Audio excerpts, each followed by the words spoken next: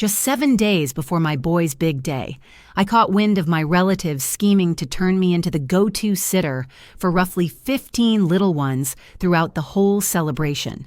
That prompted me to switch things up entirely. Come wedding morning, my son rang me in a panic. "Mom, where on earth are you?"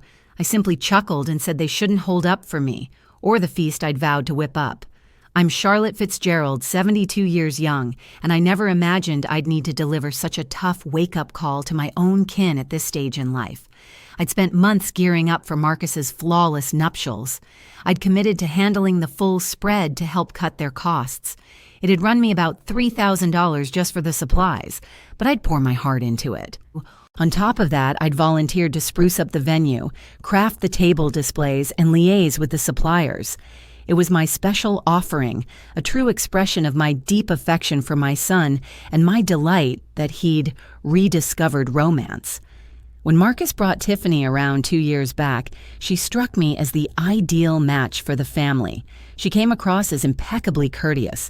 She'd address me as Monsieur Charlotte with genuine deference. On visits to my place, she'd arrive with blooms and insist on pitching in around the stove. "Monsieur Charlotte," she'd beam with that endearing grin, "allow me to handle those plates. Your meals are mouth-watering. Marcus hit the jackpot growing up with food like yours." Marcus glowed with contentment, and after so long as a single man following his loss, witnessing his renewed passion warmed me to the core. It was a regular Tuesday in my cooking space, jotting down the last grocery needs for the meal, when chatter drifted in from the terrace. Marcus was chatting on his cell with a colleague, while Tiffany conversed with her sibling Audrey, who'd traveled in from afar. Initially, it barely registered. I was deep into figuring portions, like how much beef for 150 attendees, the salad batches, and the sweet treats. Then my name popped up, and the edge in Tiffany's delivery froze me in place. I crept nearer to the pane facing the outdoor area, concealed by the drapes. "Listen, Audrey, I've got the youngsters set up sorted spot on for the event," Tiffany cooed in that honeyed tone she reserved for me. "Marcus's mother will mind them the entire bash. We've got around 15 from the invitees, ranging from infants to teens, but she's a natural at it. Adults like us can relax fully, free from any pesky disruptions." Audrey burst into guffaws and shot back, "Brilliant move, sibling. The elderly woman will wrangle all those noisy tykes so you all can groove, sip drinks, and party. Ideal setup. No kid chaos during the vows or messing up the party shots." "Spot on," Tiffany pressed on, her inflection turning sharper, more distant. "I've already clued Marcus in that his mom's a whiz with children and adores babysitting. She won't catch on that we're tapping her for this. She's forever ready to lend a hand, no matter what. It's basically a gratis expert childminder for the evening. Better yet, it'll occupy her enough to steer clear of butting into key chats." "And she consented?" Audrey probed. "We skipped the outright request," Tiffany snickered. "Marcus casually noted there'd be some young ones present, and she jumped in offering aid if required. Naturally, we accepted. She's tailor-made for it. Plenty of know-how and 0 fees." It hit me like a stinging blow to the cheek. Here I was amid my prep area, palms dusted with dough from baking treats for their union, shelling out cash, hours, and effort to craft their ideal occasion, only for them to plot exploiting me as unpaid help without a word. "The cherry on top," Tiffany went on, "is that with her tied up chasing after the children nonstop, she won't snag much from the spread she's fixing, leaving plenty for the key folks." They cracked up like it had been the cleverest quip ever. My pulse thundered so fiercely, I feared they'd detect it. 7 decades of existence, nurturing kids, doting on grandkids, always prioritizing the clan. And this was their gratitude, treating me like round-the-clock hired help. Frozen there by the fabric, fury surged from my toes upward. Yet it went beyond rage, a cocktail of sorrow, letdown, and shame that squeezed my ribs tight. Over those 2 years, I'd embraced Tiffany as the girl I'd longed for. I'd flung wide my doors, woven her into our rituals, and shared the heirloom formulas handed down in our line. Oh, And here's another perk to the scheme," Tiffany added, oblivious to my eavesdropping on each syllable. "With the senior keeping pace with the youngsters till dawn, she stays out of our grown-up talks. You remember how in-laws can be, constantly injecting views on every topic and droning on with dull tales. It all started back when Marcus was just a kid." Audrey cracked up laughing. "Oh man, totally." My mother-in-law pulls the same stunt, constantly butting in with her outdated stories from decades ago that nobody wants to hear. At least your plan makes hers actually worthwhile for a change. Spot on. And the kicker is, Marcus believes his mom is stepping up out of pure affection. Little does he know we orchestrated this from the start. "Guys can be so clueless," Tiffany remarked with a sly snicker. I caught the sound of Marcus's steps drawing near, right after he wrapped up his call. "What's got my gorgeous gals in stitches?" he inquired in that warm tone he reserved for Tiffany. "I was chatting with Audrey about how put together I am," Tiffany shot back, flipping instantly to her sugary voice. "I've got it all handled so the visitors' kids won't cause any chaos at the ceremony. Your mom will look after them. My mom's a saint," Marcus boasted, ever ready to pitch in for the clan. "It's amazing she still has the stamina to chase after little ones at her age. Sure, it's super handy having a mother-in-law like her," Tiffany muttered under her breath. But Marcus missed the bite in her words entirely. I stepped back from the window, stomach churning. I could hardly process what I'd just overheard. This lady who'd played the ideal daughter-in-law for 2 years straight, who'd made me feel cherished and valued, who'd even addressed me as mom on holidays, truly viewed me as a no-cost babysitter and a burden. I headed upstairs to my bedroom, knees shaking. I perched on the side of my mattress, the very one where I'd shared nights with my husband for 3 decades until cancer claimed him. My gaze fell on the snapshots of our family lining my bedside table. Marcus's college graduation, his first Holy Communion, those seaside getaways from his childhood years. I'd poured my whole existence into being the ideal parent. And just when I figured I'd gained a daughter, I learned I was merely a handy asset. In the days that followed, I pretended everything was fine. When Marcus rang about the wedding setup, I responded as usual. "Yep, honey, all set. The spread will be mouth-watering." When Tiffany dropped by and cooed, "Miss Charlotte, no need to stress over the big day. Just unwind and have fun," I grinned and agreed. "Absolutely, dear. Can't wait." Yet deep down, a scheme was forming. If they wanted to scheme behind my back, I could scheme right along. After all, I'd navigated 72 years on this earth. I'd single-handedly raised a boy after losing my spouse. I'd managed our household enterprise and endured hardships beyond their wildest dreams. No way was I allowing them to use me like hired help in plain sight. That Wednesday morning, 3 days post-eavesdropping on their chat, I dialed my closest pal, Loretta. We'd been tight for more than 4 decades, always sharing secrets. "Lo, I've got something to spill, and then I need your input on a scheme." I dove in without beating around the bush.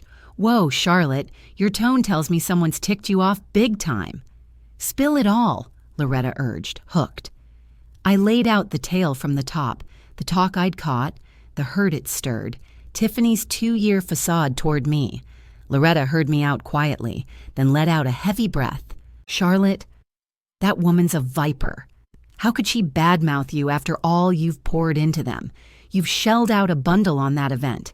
You've slaved away for months planning it, and this is their gratitude. I get it, Lo, but here's the twist. I've got an idea brewing and I need you in on it. Lay it on me. You know I'm game for whatever." I walked her through the details, phase by phase. Loretta got so pumped she was applauding through the line. "Charlotte, you're brilliant. That entitled brat's in for a shock she'll never forget. I'm all in. I've got you covered." Come Thursday, I kicked off the initial phase of my strategy. I phoned every caterer lined up for the feast. "Hello, this is Charlotte Fitzgerald. Please scrap all the bookings for the Saturday nuptials." "Yeah, I realize it's short notice, but a family crisis popped up." A few pushed for full cancellation costs, but I talked them down to minor fees and axed it all. Next, I reached the flower shop for the bonus displays I'd planned as a present. Sorry, but I have to nix the table pieces for Saturday. Nope, no rescheduling. I simply won't require them now. Friday evening, mere hours from the wedding, I filled a compact bag. I tossed in outfits for a couple of days, my pills, that novel I adore, and a few essentials. Marcus had checked in earlier to double-check readiness. "Mom, how's it shaping up? Want me to swing by for any last touches?" "Nah, kiddo, it's all good. Tomorrow's set to be magical," I assured him serenely. "Mom, you're incredible. Tiffany and I can't express our thanks enough for your wedding efforts. No gratitude needed, Marku." Everything was set to unfold precisely according to my blueprint the next day. That evening, sleep evaded me almost entirely, but not because of anxiety. Rather, it was the thrill of realizing I was about to reclaim my self-respect at last. Come Saturday morning, the big wedding day, I rose before dawn. It was 5 a.m. and a surge of vitality I hadn't experienced in ages kept my eyes alert. I showered, styled my hair, and slipped into my cherished coral dress, the one that always made me feel sophisticated. This wasn't the outfit I'd originally intended for the ceremony, but a treasured piece reserved for significant moments, and today certainly qualified as one. Loretta showed up right at 7 o'clock, punctual as promised, lugging 2 bags and sporting a sly grin that bolstered my resolve. "All set for your Liberation Day, Charlotte?" she inquired, enveloping me in a warm embrace. "Beyond ready, Lo.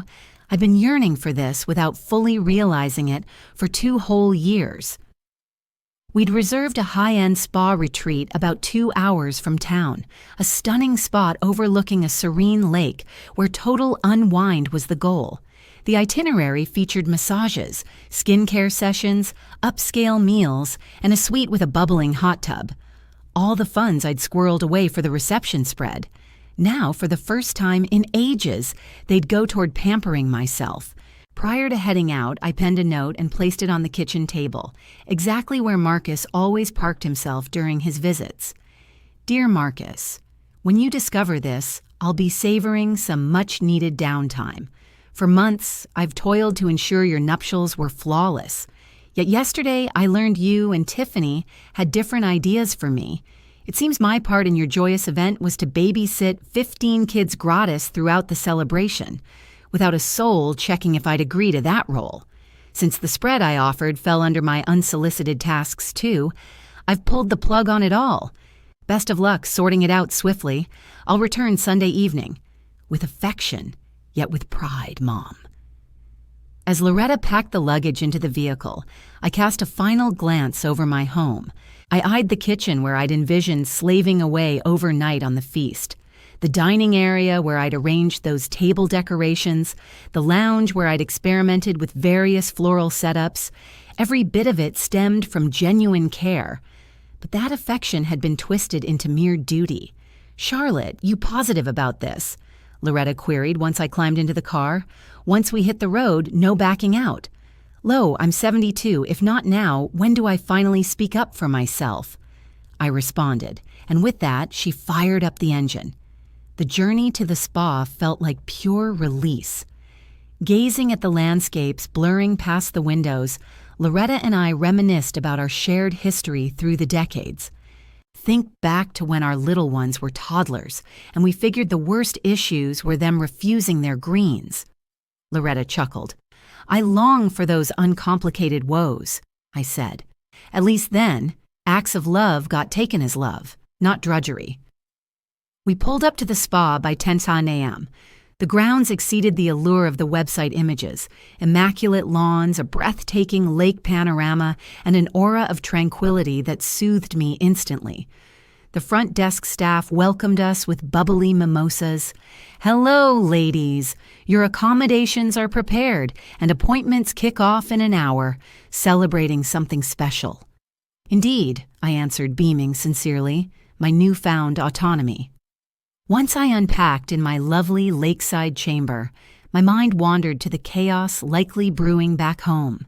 The ceremony was slated for 4 p.m., though feast setups typically started at the crack of dawn. Marcus was bound to start phoning around 9 p.m., offering to assist with hauling the dishes. At 11:30, right as I stepped into my initial massage, my cell buzzed insistently. Marcus. I ignored it. Moments later, it chimed repeatedly. I silenced the device. Miss Charlotte, all good. The therapist wondered, noting my grin. Never better, sweetheart. Carry on, please. Over the following 3 hours, I immersed myself in pure indulgence. The heated stones eased knots in muscles I hadn't realized were knotted. The facial treatment gave my complexion a radiant sheen. Loretta and I dined at the on-site eatery. Exquisite dishes I hadn't prepared, delivered by staff who showed genuine courtesy and warmth. You know the best part of this whole escape, I confided to Loretta while sipping chilled white wine on the deck with its lake vista. Tell me. For the first time in 2 years, I'm pursuing my own desires on my own timetable, free from seeking permission or interruptions for others' demands. Loretta lifted her glass. To that, and to whatever expression Tiffany's wearing at this very moment. By 3 p.m., I switched my phone back on. 17 unanswered calls from Marcus, 8 texts, and oddly, 3 from Tiffany.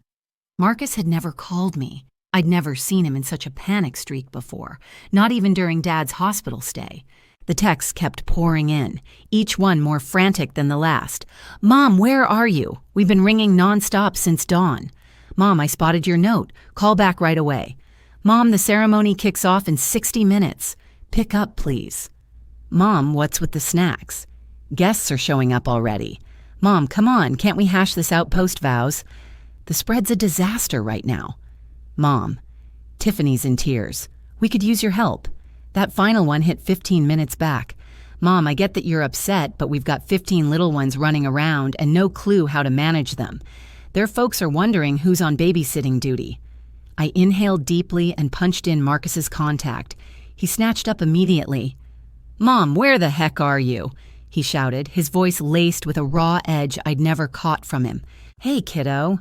I'm at this gorgeous retreat with Loretta, indulging in a chocolate wrap. How's the big day shaping up? Mom, this is unreal. Folks are milling about, and there's zilch to eat. The food crew's hounding us for the setup spot. Tiffany's bawling nonstop. Aw, honey, didn't you catch my message? I spelled it all out. I ditched the spread once I realized my role was glorified babysitter, not honored attendee. But Mom, it's underway already. We can't pull the plug. Marcus, you're 45, with a solid career and a bride who's clearly a pro at pulling strings. Bet you'll sort it out. Any burger joint close by. Mom, you're joking, right? Son, I've never been this dead serious. Have fun at your nuptials. We're soaking up the spa vibes. Oh, and don't count on me for early brunch tomorrow. We're dining in, too. Hold on, Mom. Tiffany wants a word. Background racket filtered through. Sobs, frantic chatter, urgent pleas. Then Tiffany's tone emerged, stripped of its typical sugary lilt.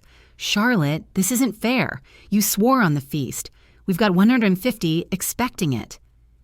Tiffany, darling, I responded, steady as I could manage. I committed when I figured I'd be a VIP at your event, but learning I was basically unpaid help flipped that.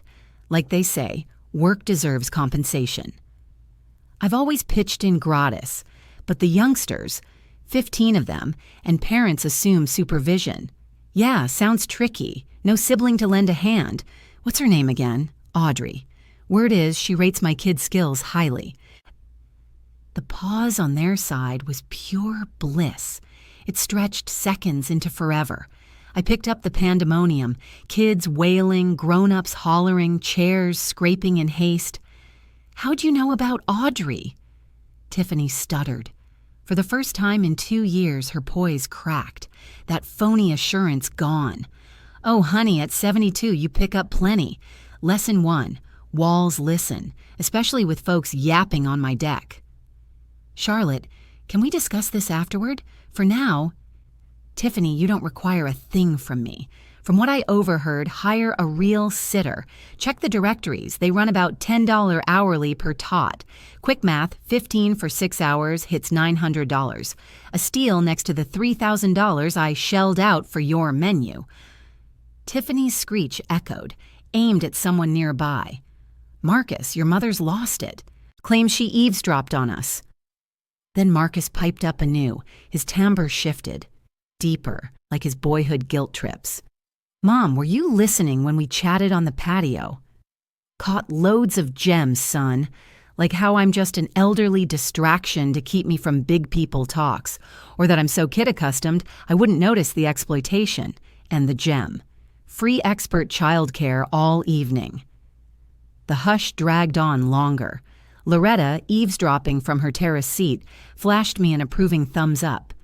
Mom, Marcus started, sounding like a chastised kid. You're 45, accomplished and sharp. Did it truly never cross your mind to check if I'd rather celebrate your wedding than chase 15 rugrats? We figured you enjoyed minding them. I adore time with grandkids occasionally, Marcus. Not as unpaid event staff without a heads up. And I sure hate hearing my future daughter-in-law views me as a pest to occupy. Tiffany never meant it that way. Marcus, at 72, my memory's fine. Every syllable stuck. I caught your bride telling her sister that she was... I couldn't believe they were scrambling to find a free babysitter.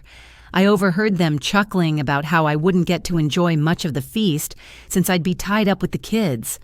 I caught Audrey muttering that at least her mother-in-law might finally prove helpful.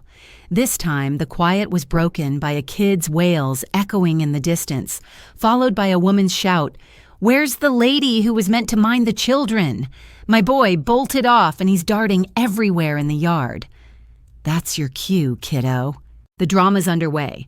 Mom, hurry over, we'll compensate you. We'll hand over $500 just to look after the little ones. I burst out laughing so fiercely that Loretta jumped. $500, Marcus. Just moments ago, it was supposed to be a loving family gesture on my part. And now that you've figured out I'm not the fool you imagined, you're offering $500 to wreck my coral gown chasing after strangers' children. Tiffany hollered from afar. Charlotte. No amount of cash could drag me to that ceremony anymore. But I'll toss in some gratis wisdom. Next time you intend to treat someone like hired help, check with them beforehand. It's basic courtesy. $2,000. Marcus bellowed. He sounded utterly frantic now. Marcus, my boy, pay close attention. If you'd had $2,000 to shell out for me as a sitter, you could have afforded a proper food service instead of dipping into my savings for your big day's spread. But it suited you better if Mom footed the bill and slaved away without pay, right? Loretta refilled my glass and murmured, "You're a genius, Charlotte." Mom. Marcus's tone cracked with emotion. Don't put me through this. It's my special day. Marcus, I'm not harming you in any way. You crossed a line with me. You and your bride assumed I was your on-call staffer without a word to me. I'm merely opting out of that role, but we can't secure catering this late. The attendees will starve. You know what, son? That's what they call preparation. For a wedding, you ensure there's grub and childcare lined up. You figured both were on the house, but you miscalculated. Charlotte, get back here immediately or we'll hold this against you forever, Tiffany screeched. Her genuine colors were blazing through. There you have it, I told Loretta, muting the call briefly. The authentic Tiffany in all her glory. I unmuted and responded with the steadiest tone imaginable. Tiffany, darling, no forgiveness needed. You schemed to exploit me. I chose to stand my ground, plain and simple. And honestly, after catching that nasty edge in your voice, I'm thrilled to be absent. You're a greedy hag. You've wrecked my big day, Tiffany roared. Wrong, honey. You sabotaged your own event the moment you prioritized pinching pennies over honoring your in-law. I simply refused to enable my own degradation. Marcus grabbed the phone back. Mom, the children are chaos everywhere. One dashed into the kitchen and toppled the whole dessert tower. Another's tucked under the head table. The grown-ups are livid. Marcus. And what about clever Audrey? Can't she assist her sibling with the youngsters? Audrey claims she had no clue childcare was on her plate, that it fell to you. How handy. The very Audrey who mocked the elderly woman handling all those noisy tots now pretends she can't pitch in. Marcus, enough. I'm ending this call since my chocolate treatment awaits. But first, hear this. I hope this fiasco shows you that your mother isn't your beck and call aide. I'm a 72-year-old who merits dignity, not a lackey you summon at whim. Hold on, Mom, seriously, you're staying away. Absolutely, I'm skipping it. Have a blast at your event. We're relishing our retreat here. And come morning. Morning will bring clarity. Start by pondering today's mess. And have your spouse mull over true family bonds. But Mom, Marcus, I must sign off. My therapist is ready. And unlike your crew, she honors me properly since I'm compensating her work. I ended the call and silenced the device. Loretta applauded wildly. Charlotte, that was sheer brilliance. How are you holding up? Liberated, Lo. After 2 years, I feel utterly unbound. Once the phone was down, I settled on the resort's deck, gazing at the water, enveloped in a serenity I'd long forgotten. Loretta observed with a blend of awe and worry. Charlotte, are you certain that was the best move? She queried, sipping her drink. After all, he's your sole child. Lo, that's exactly why. As my one and only, he requires this wake-up call. If I skip it now, Tiffany will mold him into a man who views his mom as household help, and I won't stand for it. Over the following 2 hours, my cell buzzed nonstop, yet I left it muted. Loretta and I savored our pampering sessions like all was normal. The collagen mask made my complexion baby smooth, and the oil massage eased those knotted muscles I'd carried for years, worn down by the pressure of striving to be the flawless grandma. Guess what's the most ironic part of everything? I remarked to Loretta as we soaked in the jacuzzi, gazing at the fading sun. What? How for 2 whole years I bent over backward to become the perfect mother-in-law, only to erase who I really was. I prepared meals to her taste. I arranged the decor just as she found it charming. I even altered my wardrobe to match her vision of an ideal nana. I always found that odd, Loretta confessed. You, the fiercely independent one, started seeking approval for every little thing, spot on, and the real kicker. The harder I worked to win her over, the less regard she showed me.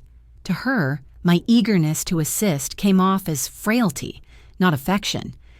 Around 8 p.m., I finally glanced at my phone.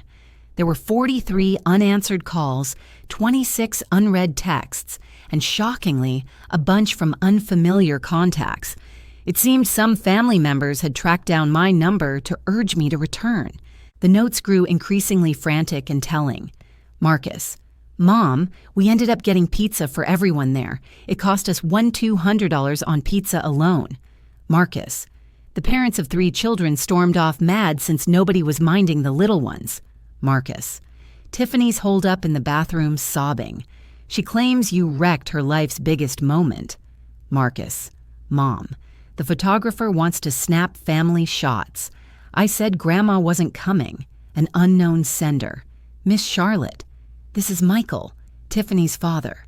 Please, Miss Charlotte, come rescue us. My girl's heartbroken. Another unknown. Charlotte, Audrey here. You must have caught our talk. We're sorry, truly. It was only meant in fun.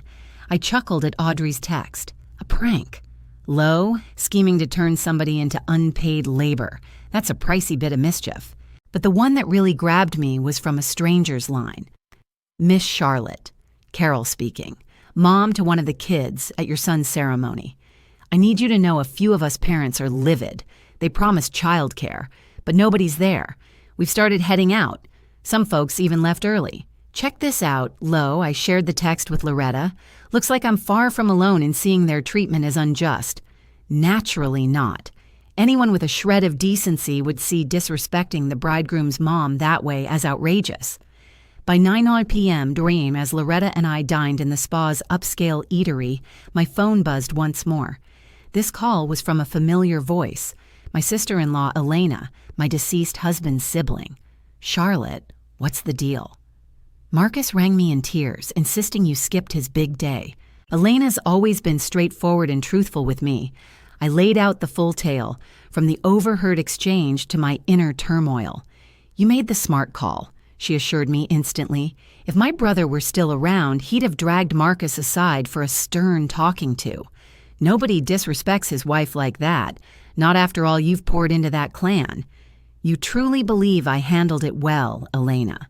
Charlotte, I've watched Marcus grow up from day one. He's decent at heart, but that lady's got him under her thumb.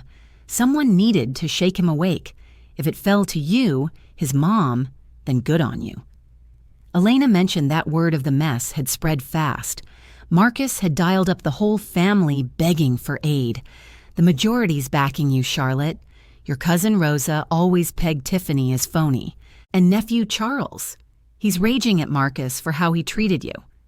Chatting with Elena bolstered my resolve. I wasn't some heartless parent. I was a self-respecting mom showing her boy the value in that. At 10 p.m., Loretta and I headed to our suites. Mine was a lovely space with a secluded balcony facing the lake. I slipped into my coziest sleepwear, grabbed a glass of wine from the minibar bottle, and settled outside to stargaze. My device hummed non-stop, but it didn't faze me anymore.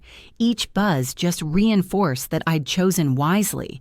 If Marcus and Tiffany genuinely regretted their actions, they'd have offered a real apology, not kept pushing me to fix their chaos. Come 11 p.m., I finally scrolled through the influx from the prior 3 hours. Marcus, Mom, the ceremony's wrapped. What a catastrophe. Marcus, the children trashed 2 table displays and splattered a guest's outfit. Marcus, Tiffany's siblings stepped in to supervise a few kids, and now she's livid at us. Marcus, Tiffany vows she can't let your mom's interference with her special day slide. Marcus, Mom, why put me through this? I figured you cared. That final note stung deeply, yet it only solidified Marcus remained clueless about the whole situation. This had nothing to do with affection. It centered on dignity. I could adore my boy completely while still drawing a firm line against any lack of regard toward me. I chose to reply solely to his final note. Marcus, my decision stems exactly from how much I care for you. I won't let you handle me like hired help. A boy who cherishes his mom wouldn't scheme to involve her without a heads up. A son who values his mother wouldn't stand by while his spouse mocks her. I treasure you, yet I treasure myself too. And the moment had arrived for you to grasp that truth. His reply arrived without delay. Mom, Tiffany suggests we might relocate to a different town. She claims she cannot coexist in the same area with the person who wrecked her ceremony.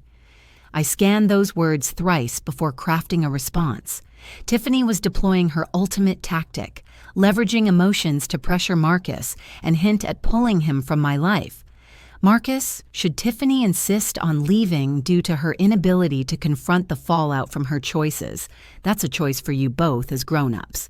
Remember, though, a partner who genuinely cares for you wouldn't drag you from your loved ones as retaliation for an offense you never committed.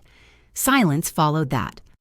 I lingered on the balcony into the late hours, attuned to the lake's gentle waves, enveloped in profound calm. After 2 years, this marked the initial occasion free from fretting over satisfying others. No thoughts swirled about meals for Marcus the next day, gestures for Tiffany, or ways to improve as a mother-in-law. My focus turned inward to Charlotte, the 72-year-old who'd nurtured an exceptional child, sustained a joyful union for 3 decades, endured losing her spouse with grace, and merited honor from her kin. That evening, sleep came deeper than it had in ages. Come Sunday dawn, an odd sensation stirred me awake. Renewal and serenity washed over me. Ages had passed since rising without that nagging dread of orchestrating joy for all. Loretta and I planned a 9-away-to-maitre meal, yet I stirred at 7-eyed, savoring the quiet and the lake vista from my spot. My device stayed mute overnight, a detail that outweighed yesterday's frantic texts. Perhaps Marcus had absorbed the point, or fury had sealed his lips for good. Either beat the barrage of coercive notes. At the resort eatery for our meal, Loretta eyed me inquisitively. "You seem transformed, Charlotte. Less burdened." I sensed the shift, Lo, like shedding a massive load after 2 years. We selected a hearty spread, ripe fruits, creamy yogurt, fluffy pancakes, steaming brew. As we savored it, our chat skirted the nuptials entirely. Instead, we shared upcoming schemes, desired reads, voyages we'd shelved to prioritize family demands. Listen, Lo, I believe we'll embark on that European jaunt we've long envisioned. For real, no holding back to babysit Marcus and Tiffany's eventual offspring. He's 45 now.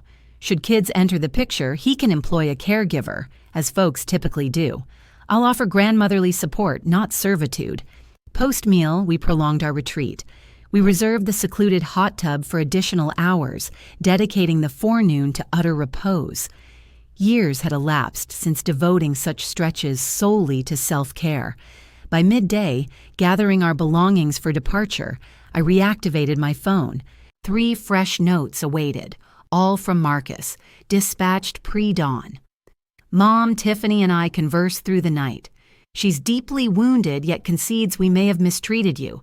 Could we discuss upon your return?" The tones shifted, calmer, more contemplative, minus yesterday's urgency. Yet I spotted a key gap. No outright remorse, merely a vague nod to possible lapses. Maybe fell short for the offenses. I opted to hold off replying. Homeward bound, I'd reclaim my routine, mull my words deliberately. The drive passed serenely. Loretta and I reflected on the getaway's impact. The key takeaway for me, Lo, loving kin while establishing limits can coexist. For years, I'd equated devotion with endless assent. Now I see that devotion occasionally demands refusal. That's wisdom our cohort of women must embrace, Loretta noted. We grew up equating value to selflessness for others. I pulled in at 5 p.m. The residence seemed altered, as though the place had sat vacant for far more than just a couple of days. I brewed a cup of tea for myself, slipped into my coziest outfit, and settled into my go-to chair in the den. Now came the moment to figure out my next steps. Right at 6 o'clock, the chime of the doorbell echoed through the house. Peering through the glass, I spotted Marcus's vehicle pulled up curbside. He stood there by himself at the entrance, gaze fixed downward. Drawing in a steadying breath, I approached and turned the knob. "Hello, Mom," he murmured gently. Exhaustion etched his features, like he hadn't caught a wink in ages. "Hello, Marcus, step inside." We took seats in the den, he on the couch, me in my chair. A heavy quiet lingered between us for several moments, before Marcus broke it. "Mom, I owe you an apology." "Go on, I'm all ears." Tiffany and I spent the entire night discussing things after the ceremony. Initially, she was livid at you, but once I explained precisely what you'd caught her saying, she grasped just how awful her words came across. And did that realization hit you as well? Marcus dropped his chin lower. "Absolutely, Mom. I've come to see that over these 2 years, I've acted toward you more like a subordinate than like my own parent." "What are your feelings on that now?" "I'm devastated, deeply embarrassed. Dad would be turning over in his final resting place, seeing how I've mistreated the woman he cherished for 3 decades.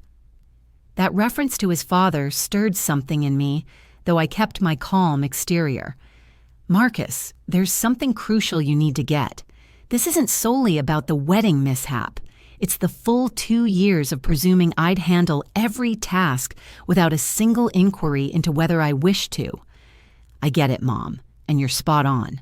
Whenever Tiffany proposed pulling you in for assistance, I never paused to consider if it was equitable for you. I simply assumed, Mom never turns it down, so it'll be fine." "And what about Tiffany? Her true sentiments?" Marcus let out a heavy exhale. "She's mortified. She admits she's never navigated a mother-in-law relationship before and wasn't sure how to approach you, but she knows full well that venting about you to Audrey was entirely out of line. Marcus, is that her genuine view, or are you downplaying her actual opinions?" "No, Mom, it's authentic. Actually, she's eager to offer her regrets in person. but I insisted on speaking with you beforehand. I rose and strolled over to the pane. The yard appeared unkempt. With all the wedding frenzy keeping me occupied, I'd neglected tending to my blooms. Marcus, I'm going to pose a straightforward question and I expect your candid response. Ask away, Mom. Does Tiffany regard me as an individual worthy of respect or merely as a handy tool she can tap whenever convenient? Marcus paused in thought for what felt like an eternity. Mom, I believe up until yesterday those aspects had blurred together for her, but witnessing the fallout from using you that way made her see she'd overlooked the human side of you. And you yourself, do you view me as your mom or as your on-call assistant? That stings, Mom, but I see why you'd wonder. Truthfully, over these 2 years, without even noticing, I shifted to perceiving you as a fixer for my issues rather than the parent who merits discussion and regard. I lowered myself back into the seat and met his gaze squarely. Marcus, I value your candor, but recognize this. From here forward, dynamics will shift. I hear you, Mom. What can we do for you? Next time you seek a favor, check if I'm able and willing, rather than banking on an automatic yes. Treat me like a visitor at your gatherings, not like hired help, and ensure Tiffany comprehends I'm your mother, not her staff. That's completely reasonable, Mom. More. Yes, grasp that I can decline without justification, and when I do, don't push or guilt me into reconsidering. Got it. Yes, Mom. And one final point, Marcus. Should Tiffany badmouth me to anyone again, you'll stand up for me. No more silence while your spouse undermines me. Marcus bobbed his head emphatically. You're correct, Mom. I should have backed you up right from the start. Quiet enveloped us once more for a bit. I sensed Marcus mulling over our exchange. Mom, can you forgive me? Marcus, you're my child, and my love for you endures. Yet true pardon comes through deeds, not mere promises. I'll need evidence of genuine shifts in your behavior toward me before declaring it all behind us. That's just, as for Tiffany, will you allow her an opportunity to make amends? If her remorse stems from authentic regret over her actions toward me, not just at your urging, then yes, I'll hear her out. She does want to, Mom, but she's worried you'll turn her away. Marcus, I welcome sincere apologies, but I won't tolerate insincere ones aimed at smoothing things over. I see. When might work for her visit? Let her take a few days to reflect deeply on her words. And Marcus, ensure she knows that I didn't anticipate her suddenly acting like we were close pals. All I wanted was simple courtesy. Marcus lingered a bit more at my place that evening, and for the first time in ages, we shared a genuine heart-to-heart as parent and child, rather than superior and subordinate. He opened up about his emotions during the reception, noticing how the attendees puzzled over the lack of organized catering and the kids dashing around without any oversight. Mom, once folks began inquiring about the missing childcare provider, it hit me that we'd never even checked if you'd be okay taking on that role.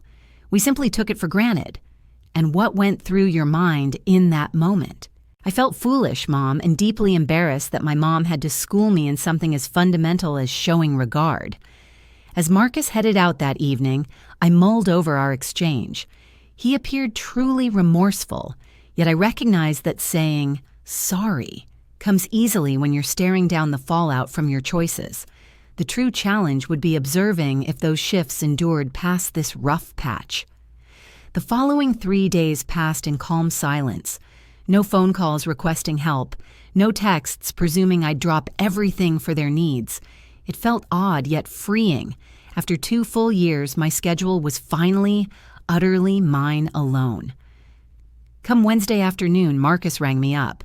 Mom, Tiffany's hoping to visit you tomorrow if you're open to it. Does she truly wish to, or is it out of duty? She's certain, Mom. She's stayed pretty subdued, spending these last few days pondering all that transpired. All right, have her stop by tomorrow at 4 size. Appreciate it, Mom. It matters greatly to us both that you're offering her this shot. Marcus, this isn't for your sake, it's for me. I need to gauge if there's a path forward or if I must face that my son's wife and I will never click. Precisely at 4 bar on Thursday, the chime sounded. Opening the door, I was taken aback by Tiffany's appearance. She was a far cry from her usual polished self. No cosmetics on her face.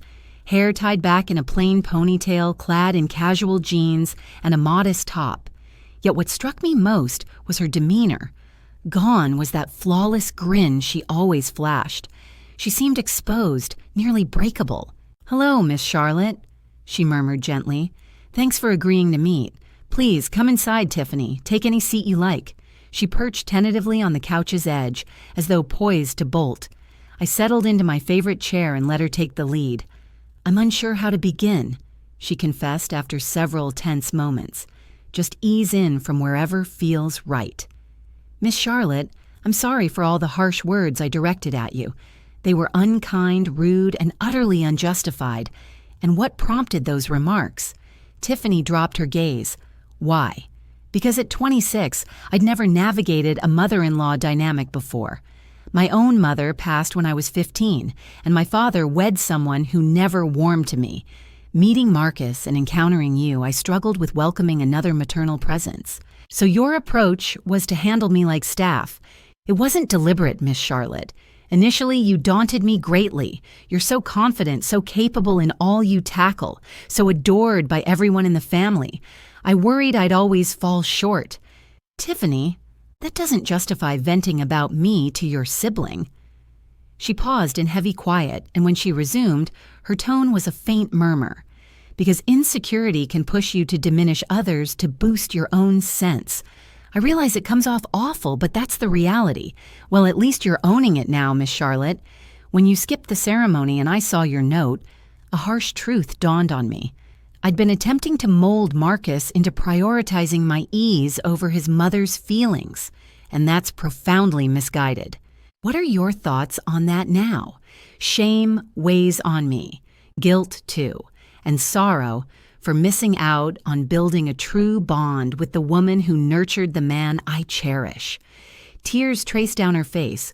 For the first time in our acquaintance, they felt authentic, not staged. "Tiffany, I value your candor, but I must pose one straightforward question. Do you genuinely seek a connection with me? Or is this merely to ease Marcus's distress?" Initially, yes, I confess it was just to mend things and spare Marcus pain. But over these recent days of reflection, I saw I'd forfeited something vital myself. The chance to embrace a maternal figure once more. Tiffany, I can't step into your mother's shoes. She passed, and nothing fills that void. But I could serve as your mother-in-law, one who honors you and anticipates honor back. That's precisely what I desire, Miss Charlotte. Reciprocal regard and a fresh beginning. And are you committed to altering how you interact with me? Absolutely. I won't presume your availability for our aid anymore. I'll consult you prior to arranging any plans that it pulls you into our family circle, not as hired help. And if I turn down a request from you, I'll honor your choice without laying on any guilt trips. We sat quietly for a bit.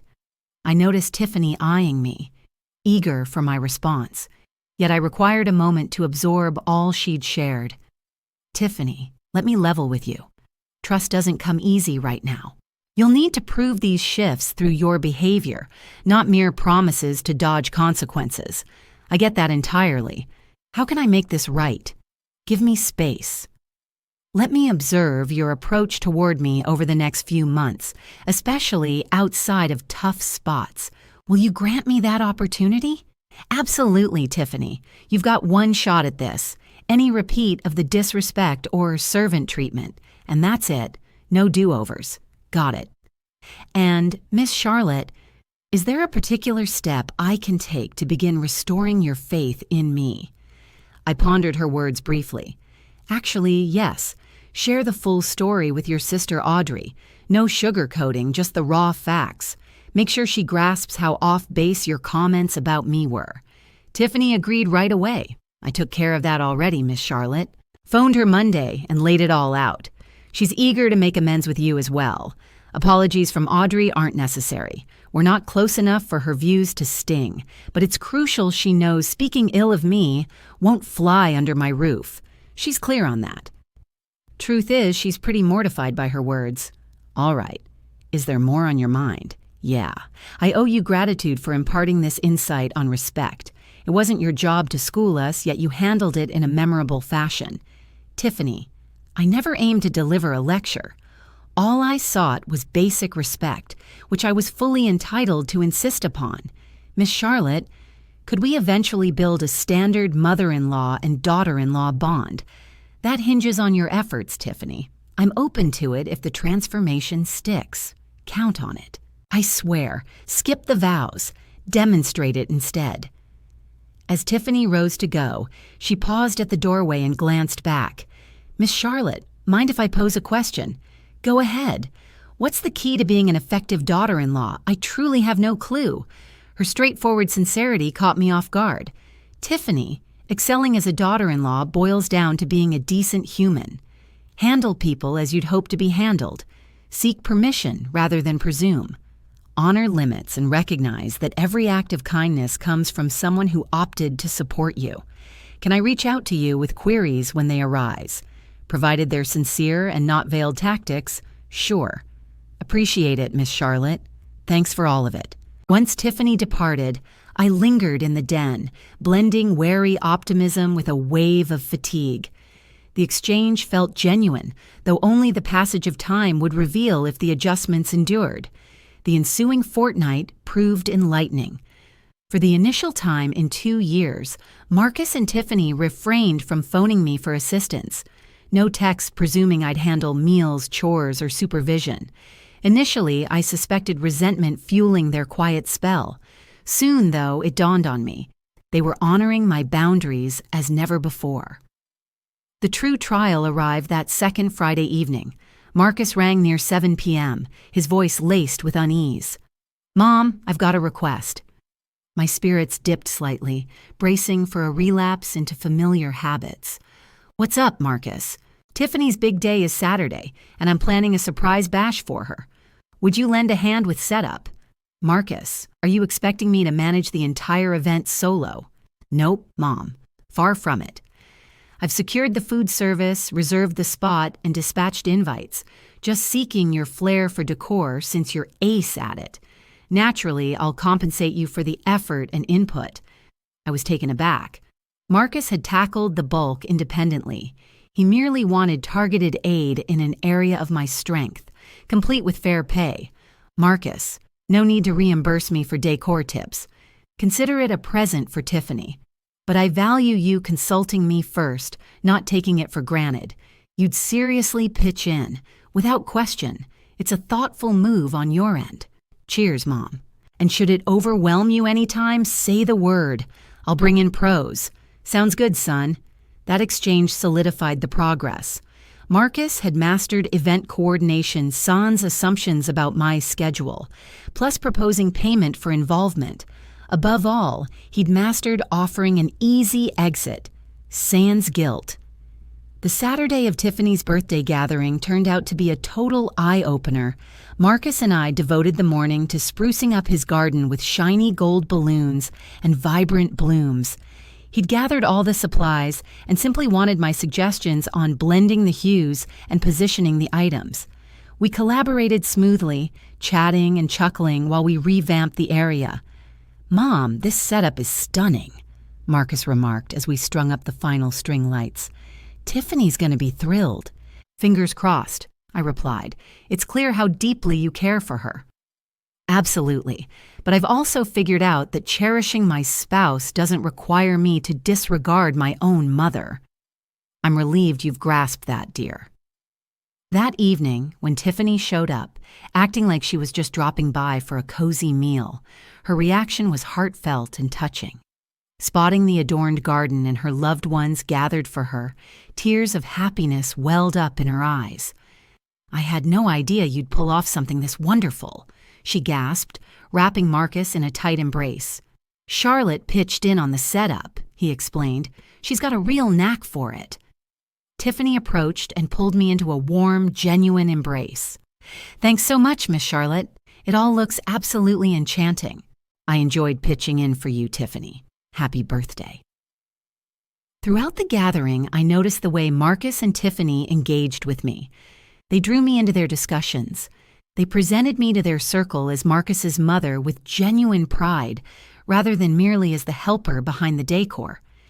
They placed me at the head table among relatives, not off to the side like hired help. The standout moment came when a friend of Tiffany's praised the arrangements. "Tiffany, you've got such refined style. Where'd you pick up decorating skills like these?" "Truth is, Miss Charlotte put it all together," Tiffany responded right away. "She's got an innate gift for it. I was fortunate she stepped in." Rather than claiming my efforts as her own, Tiffany credited me fully. It was a subtle yet profound shift that convinced me she'd internalized the message. 2 months following that chaotic wedding day, I got a phone call out of the blue. It was from Carol, the parent who'd messaged me amid the ceremony. "Miss Charlotte, I hope you recall who I am. This is Carol, mom to one of the children at your son's event." "Naturally, I do, Carol. How have you been?" "Pretty well, thank you. The reason for my call is to share something with you. Remember Michael, Tiffany's father?" "Yes. What's on your mind regarding him?" "Well, it happens we connected at the wedding while wrangling our out-of-control little ones.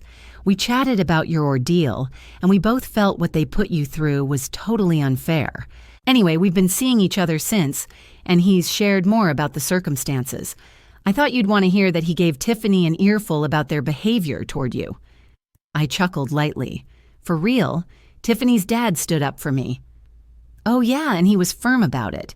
He let her know you'd been extraordinarily kind in handling the spread and that treating you like unpaid childcare without asking was out of line. He admitted feeling deeply embarrassed once he learned the full tale." "That's comforting to hear, Carol." "Miss Charlotte, every parent there at the wedding was struck by your handling of it. Few folks your age would have the boldness to assert themselves that way."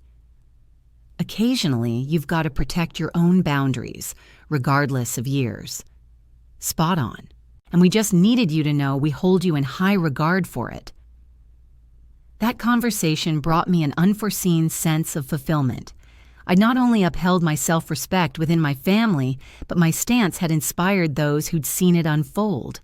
3 months post-wedding, Tiffany suggested we grab lunch together, sans anyone else. We linked up at a serene spot close to home, and over the food, we shared our rawest talk yet. "Miss Charlotte, mind if I open up about something private?" "Go ahead, Tiffany." "Since the big day, I've started seeing a therapist." "Oh, what's prompted that?" "I came to see that I struggle with connections to maternal types. Losing my mother left me with coping strategies that involve downplaying other mature women to shield my feelings. That sheds light on quite a bit." "Yeah, my counselor guided me to see why you initially unsettled me. You embodied all that I'd grieved after her passing. Rather than grieving her openly, I chose to pretend maternal bonds didn't matter." "Tiffany, that sounds incredibly tough for you." "It was, though I was clueless at the time. I figured I'd move past her loss, but I'd only shoved the hurt aside." "And what's your outlook like these days?" "I'm feeling lighter, and I'm thankful for this fresh start with you, Tiffany. I truly value you sharing this, and it's great you're focusing on your growth. Miss Charlotte, could we wipe the slate clean, like we're strangers meeting anew?" "How so?" "I'd love to truly discover you, your experiences, aspirations, views, not as a handy in-law, but as Charlotte, the individual." I appreciated that sentiment deeply. "Tiffany, mind if I pose a question to you? Feel free to ask whatever's on your mind. Which personal aspiration did you set aside after tying the knot and bringing Marcus into the world?" Her inquiry caught me off guard with its sincerity and profundity. I'd long dreamed of penning a volume on my grandmother's cherished dishes, intertwined with our kin's tales, yet I kept devising reasons to delay getting underway.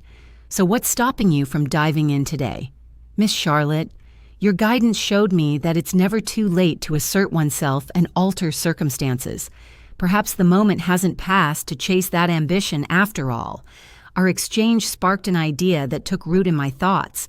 In the ensuing weeks, I started contemplating in earnest the project of crafting that longed-for manuscript. 6 months following the ill-fated ceremony, Marcus and Tiffany hosted me for an evening meal to share some exciting updates. "Mom, we're expecting," Marcus declared, beaming broadly. "That's fantastic," I replied, enveloping them in an embrace. "I'll soon be a grandmother," Tiffany noted, clasping my hands. "There's something significant we'd like to discuss with you. Go ahead." "We'd like you to define the extent of your involvement as grandma on your terms. We won't take anything for granted.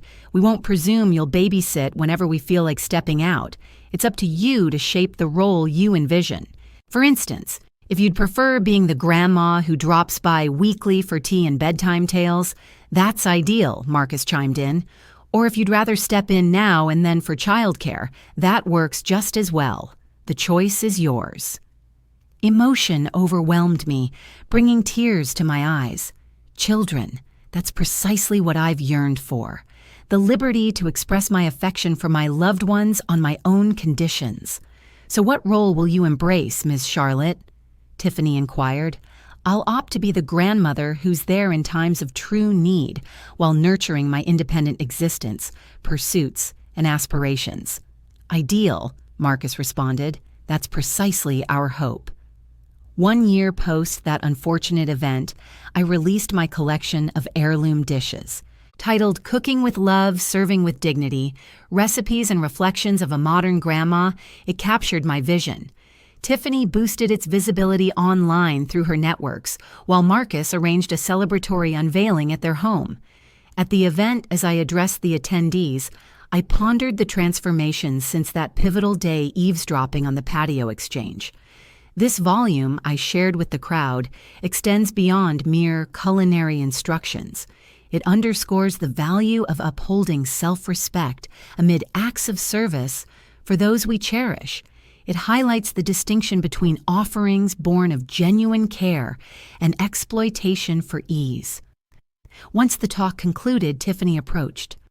"Miss Charlotte, there's a revelation I need to make.